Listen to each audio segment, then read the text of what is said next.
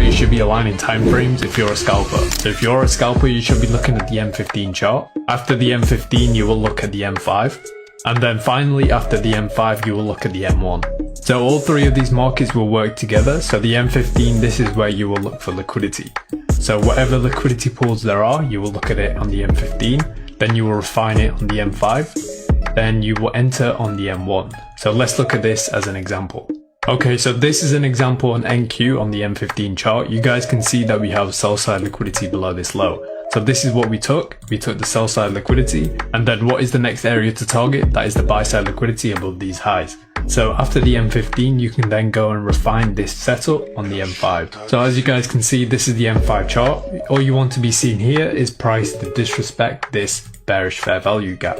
And once we start to trade above this bearish fair value gap, then you can go into the M1 and look for some entries. Okay, so as we're on the M1 time frame, you guys can see this is where you can buy long, and your stop loss can go below this low, and you can target the buy side liquidity that we showed on the M15 chart.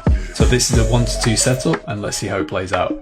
So as you can see, we get tagged in and price starts to accumulate and we trade higher. So this was an example of how you guys can align time frames if you are a scalper.